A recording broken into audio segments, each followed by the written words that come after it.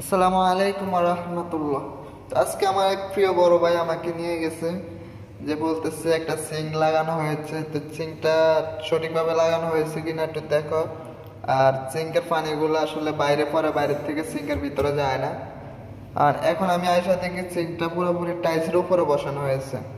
তো যে সিঙ্কটা বসানো হয় গ্রুপিং করে, এটা গ্রুপিং করে বসানো হয় নাই। তো আমাকে দেখানোর পর আমি বললাম যে এটাকে ঠিক করানো যাবে, এটার কাজ আমি করে দিতে পারবো। তো তারপরে আমি কাজটা হাতে নিলাম, তো আমি শুরু করে দিলাম কাজটা। তো আপনারাও দেখতে থাকুন কিভাবে বসাই।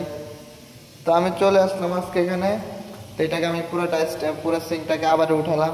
উনি সিলিকন দিয়ে সিঙ্কটা বসাইছিল, পরে আমি সিঙ্কটাকে পুরো উঠে একবারে দেখেন আমি গ্রুপিং করতেছি। এটা কাইটা গ্যানিক দিয়ে কাইটা আমি গ্রুপিংয়ে কাজ করতেছি। তো অবশ্য আসলে ক্যামেরা ধরার মতো তেমন লোক ছিল না, তাই আপনাদেরকে ওইভাবে ভালো করে দেখানোর মতো সুযোগ হয় নাই।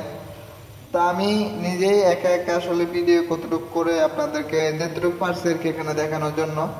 তো আমি নিজে নিজে গ্রুপিং করেই আর একাই আসছি আজকে এখানে কাজ করার জন্য যন্ত্রপাতি নিয়ে। তো একা একা নিজেই কাজ করতেছি আর আপনাদেরকে একটু একটু দেখানোর চেষ্টা করতেছি যে কিভাবে আমরা গ্রুপিং করি বা কিভাবে কাজ করি। তো ওইটুকুই শুধু তুলে ধরার জন্য। তো আসলে প্রিয় ভাই আসলে কাজ করছে অনেক সুন্দর, অনেক কাজটা প্রিয় ভাইয়ের অনেক ভালো একটা কাজ ছিল।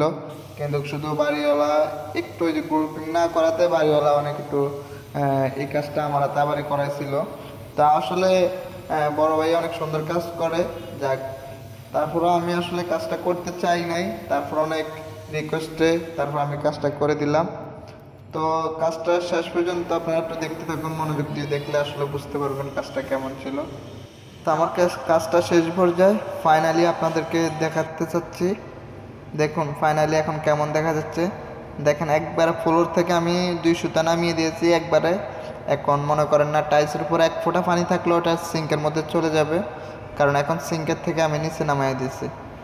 2 সুতা আমি নিচে নামিয়ে দিয়েছি, ডালু দিয়ে দিয়েছি সিঙ্কের মধ্যে।